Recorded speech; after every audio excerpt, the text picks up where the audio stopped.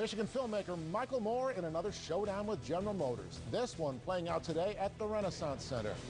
Now, maybe you remember the film clip. Michael Moore escorted out of the GM headquarters during the filming of Roger and Me. That was 20 years ago. Today, Moore visits Detroit for a screening of his new film, sparking another skirmish between Moore and GM. Local 4's Hank Winchester live downtown. Hank, explain what's going on here. Well, Steve, if you talk to Michael Moore, he'll tell you that he just wanted to find a nice theater here in downtown Detroit for the premiere of his new documentary. His team chose a theater right here inside the RenCen, which, as you know, is owned by General Motors. And apparently when the bigwigs at GM found out Michael Moore was coming to town, well, as you can imagine, they didn't feel like rolling out the red carpet.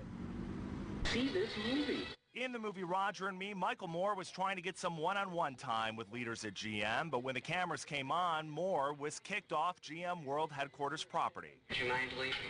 Today, a brand new battle between the filmmaker and the automaker. Moore rented out 4 movie theaters inside the Renaissance Center, home of General Motors, all to screen his new documentary, Capitalism A Love Story.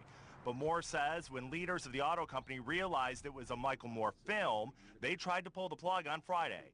The compromise hammered out over the weekend was Moore could show his documentary, but no cameras, no local media, no documentary crew would be allowed on GM property.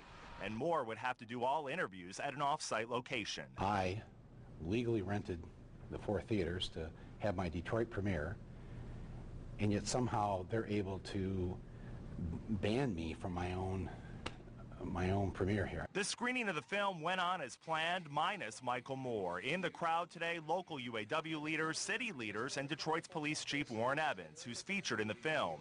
Evans caught Moore's attention while he was still sheriff. You may remember during this press conference, he waged a war on predatory lenders, trying to help those facing foreclosure in Detroit.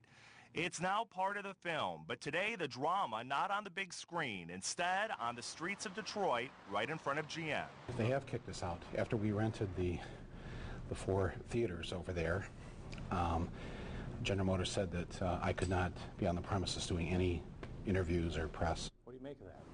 That's still and when we showed up for the event at about 4 o'clock, we were also escorted off of GM property, even though we were invited to cover the premiere and the Q&A afterwards. We did put some calls into GM to get their side of the story, but we have not heard back from a GM spokesperson. In all fairness, though, to the auto company, we learned about this controversy at about 4 o'clock this afternoon. If we get new information from GM, we'll pass it on to you on a later edition of Local 4. Steve, back to you. All right, sounds good. Thank you, Hank. Hank Winchester reporting live.